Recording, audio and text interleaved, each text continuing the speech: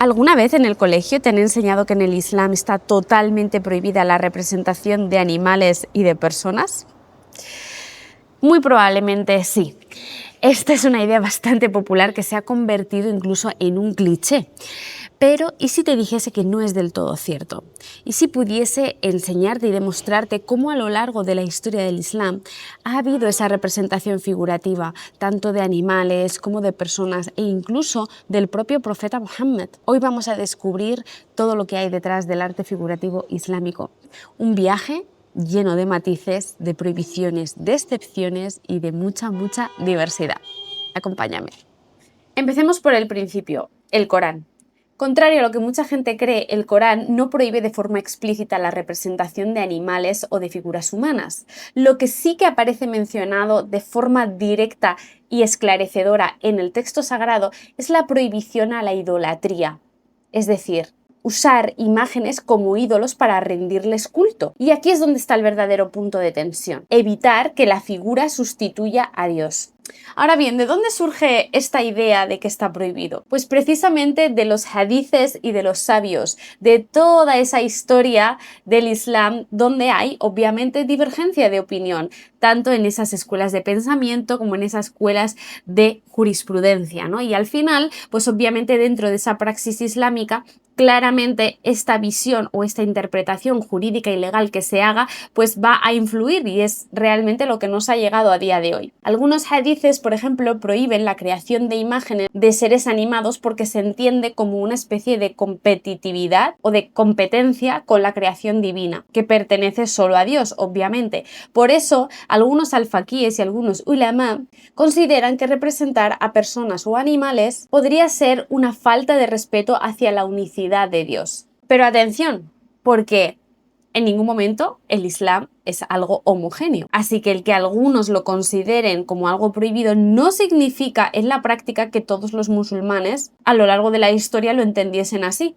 Cuando miramos esas primeras referencias históricas, vemos cómo en esa historia del Islam clásica, concretamente en el año 722, el califa omeya Yazid II promulgó un edicto contra las imágenes. Pero algo curioso con respecto a esto es que 2 años después, en el 724, otro califa omeya, Hisham, quien fue además su sucesor, revocó esta medida. Este dato curioso ya nos está hablando de algo súper obvio y evidente, y es que al final este tema no estuvo nunca totalmente cerrado o consensuado, sino que había esa divergencia de opinión ya desde tiempos antiguos.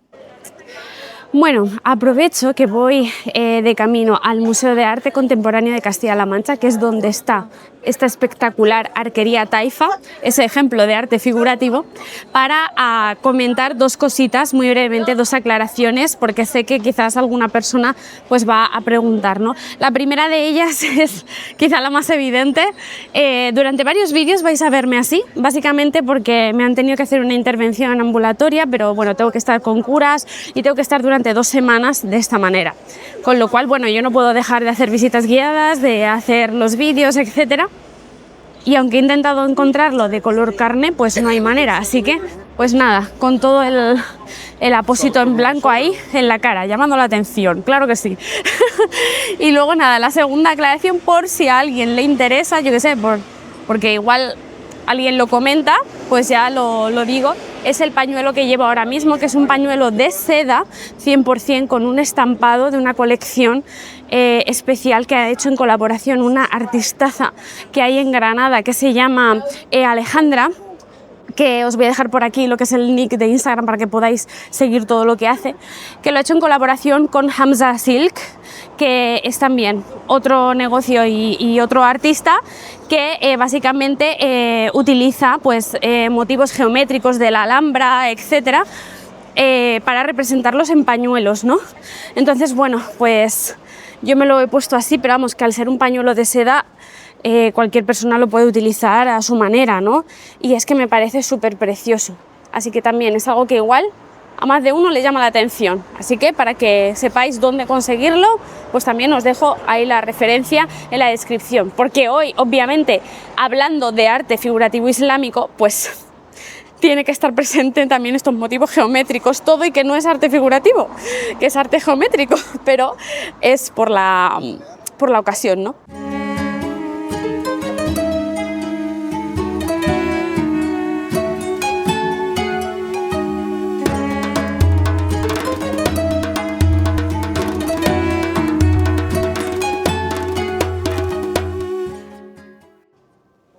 Bueno, ahora estamos aquí dentro del Museo de Arte Contemporáneo de Castilla-La Mancha. Este era el antiguo palacio del rey Taifa Al-Mamun y es parte de ese Toledo oculto, digamos, y una parada indispensable y obligatoria en la visita guiada que hago del Toledo islámico, precisamente porque tenemos un montón de restos arqueológicos que nos remiten a ese pasado andalusí que son totalmente desconocidos. Porque, vamos a ver, ¿a quién se le ocurriría, si viene de visita a Toledo, el venir al Museo de Arte Contemporáneo cuando lo que está buscando es precisamente un legado de Al-Ándalus? Pues claramente sería la última parada, y eso hace que este sitio sea aún más único y más especial, porque está medio oculto y tiene restos arqueológicos absolutamente maravillosos que nos remiten a un momento de transición en la historia, es decir, ese paso del califato a los reinos taifa, pues muy bien reflejado, ¿no? Así que bueno, desde aquí obviamente la explicación va para la guiada, pero sí que quería introduciros un poco el espacio, porque desde aquí es desde donde tenemos la vista grande de la arquería taifa, ¿sí? Con ese arte figurativo islámico. Y antes de poderoslo enseñar, quiero compartir como anécdota cuál es la situación que yo vivo aquí con los turistas, especialmente musulmanes, ¿no? De cara a esa visita guiada del Toledo islámico. Siempre aprovecho este punto para introducir el tema del arte figurativo islámico, buscando un poco cuál va a ser su reacción. Porque dentro del Islam existe una gran diversidad de pensamiento, de opiniones, incluso hoy en día, ¿no? No es algo solo del pasado. Y llama la atención porque, claro, en función de qué escuela de jurisprudencia siga esa persona, o también en función de cuál es su forma de entender o de vivir el Islam y cuáles son sus influencias, pues le va a llamar muchísimo más la atención todo esto, para bien, ¿no? Con esa amplitud de miras, o para mal, o sea, o se va a sorprender y se va a escandalizar, ¿no? Por el hecho del arte figurativo. Entonces, bueno, siempre en este punto hago la pregunta de ¿qué dice el Islam con respecto a esto? ¿Acaso no estaba prohibido el arte figurativo? Entonces, ¿cómo se explica el que haya representaciones humanas en unas escenas de cacería en la arquería taifa? Mirad.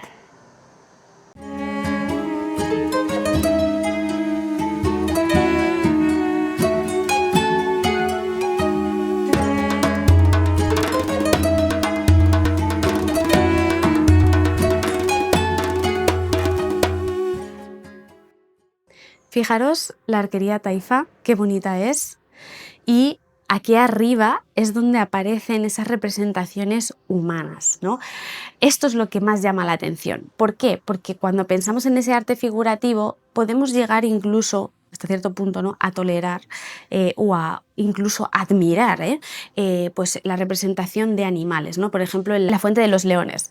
Pero en cambio, sí que llama mucho más la atención la representación humana, porque existe esa creencia, como he comentado, en el Islam, conforme la representación antropomorfa no siempre está bien vista, sobre todo si se atribuye a Dios.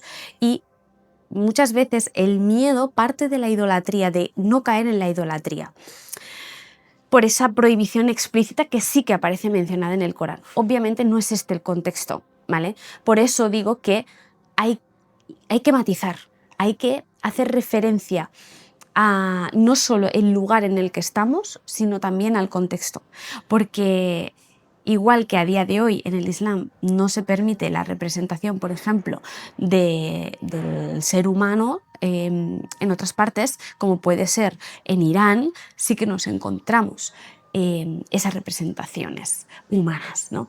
Así que bueno, yo esto obviamente lo explico mucho más, o sea, a modo debate con los musulmanes, y es divertido, y por eso os compartía la anécdota, porque ahí me doy cuenta de esa diversidad de pensamiento y de interpretación, y de hasta qué punto pues para algunos sí que es llamativo en el buen sentido, mientras que para otros es escándalo, ¿no? Pero vamos, es una absoluta maravilla. Algo importante que hay que tener en cuenta, sobre todo cuando echamos la vista atrás, es no caer en el presentismo, en la generalización, en la homogeneización del Islam, porque eso es lo que nos lleva a error.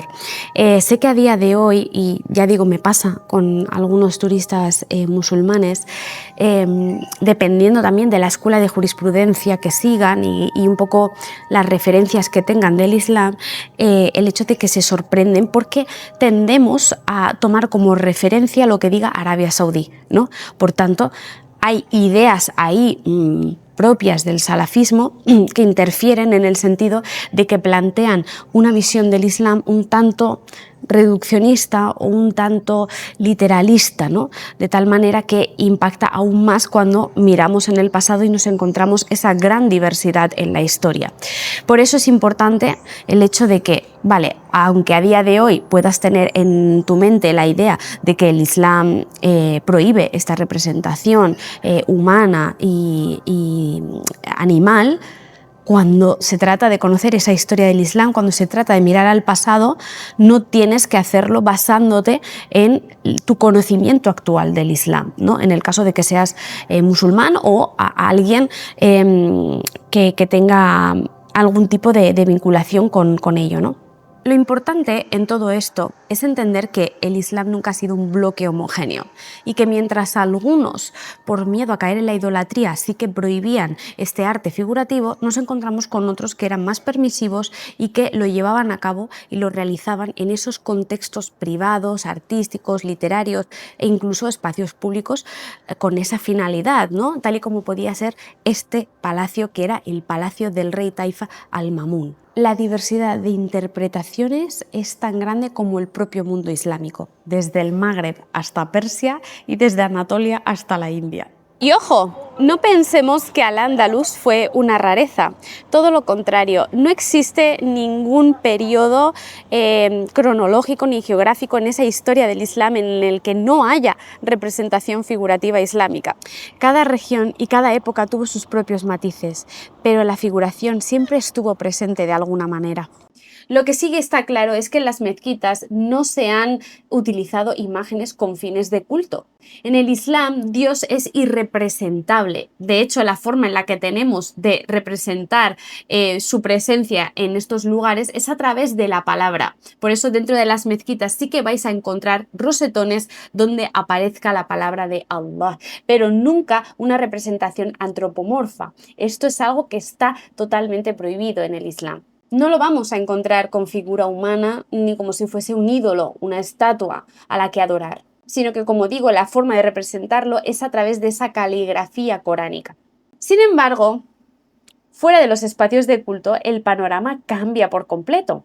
En palacios, en manuscritos, en objetos cotidianos como puede ser una vasija de cerámica que utilizarían en su propia casa en la cocina, sí que encontramos estas representaciones figurativas y además de forma ampliamente extendida, es decir, era algo muy popular. Escenas de caza, banquetes, animales fantásticos e incluso ángeles o profetas, dependiendo del contexto o de la región. Y aquí ya introduzco otro tema que también genera mucha polémica hoy en día en relación a esto, porque igual que os he comentado que la representación de Dios únicamente se hace a través de la palabra y en eso sí que no hay debate, eso sí que es una verdad absoluta, categórica y contundente, cuando hacemos referencia a los profetas y particularmente a la figura del profeta Mohammed, sí que hay discrepancia y nos encontramos en algunas regiones como sería la antigua, la actual zona de Irán, ¿no?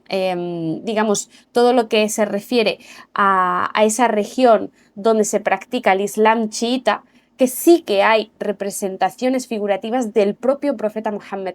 Es uno de esos grandes temas que genera mucha discordia y mucha problemática, ya que a lo largo de la historia, como digo, sobre todo en Persia, en Anatolia y en la India mongola, encontramos miniaturas donde aparece el profeta. A veces con el rostro cubierto por un velo y otras veces con un halo de fuego o de luz, digamos, en torno a su cara. No penséis además que la representación del profeta o por extensión de los profetas que ha habido a lo largo de esa historia o de esa tradición islámica son las únicas representaciones. No estamos hablando aquí de excepciones. También vemos representados ángeles, por ejemplo, o el mítico Burak, que es ese animal en el que fue a sus lomos, ¿no? El propio profeta Mohammed en esa ascensión a los cielos, en ese viaje nocturno, ¿no? Que son actos milagrosos de su vida, ampliamente conocidos además por todos los musulmanes. Hoy en día estas imágenes siguen siendo controversiales. Hay países y corrientes donde sí que son aceptadas como parte del patrimonio cultural, mientras que para otras regiones o para otras personas son imágenes absolutamente inadmisibles. Por eso es tan importante no generalizar. Y ahora vamos a nuestra tierra, a Al-Ándalus. ¿Hubo representación figurativa aquí?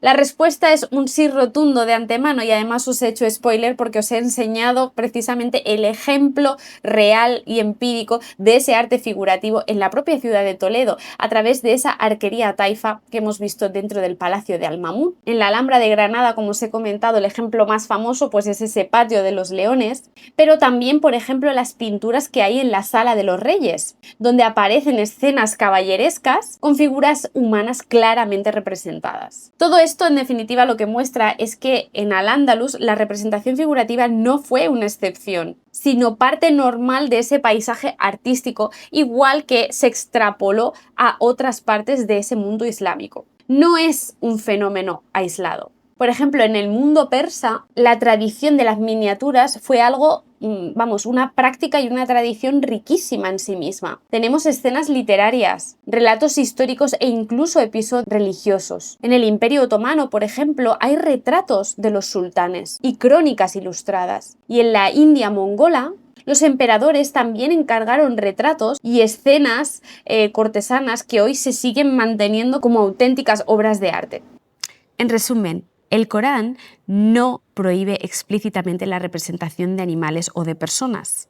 Lo que sí que prohíbe es la idolatría, es decir, rendir culto a una estatua en lugar de a Dios. A lo largo de la historia, algunos sabios restringieron la figuración, mientras que otros lo aceptaron y lo llevaron a la práctica en distintos contextos. Y la verdad, la evidencia artística y arqueológica habla por sí sola. Siempre hubo representación figurativa a lo largo de esa historia del Islam, en ese mundo islámico, desde Al-Ándalus hasta Persia. Así que la próxima vez que escuches esta idea de que el arte figurativo islámico está totalmente prohibido, ahora ya lo sabes, que la realidad es mucho más compleja, mucho más rica y sobre todo fascinante.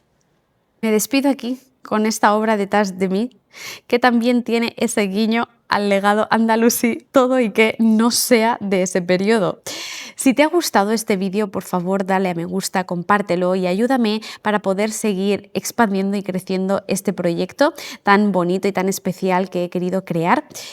Y cuéntame en los comentarios, ¿habías escuchado hablar de todo esto? ¿Conocías, por ejemplo, el tema de la arquería taifa o los otros ejemplos que te he ido mostrando de ese arte figurativo?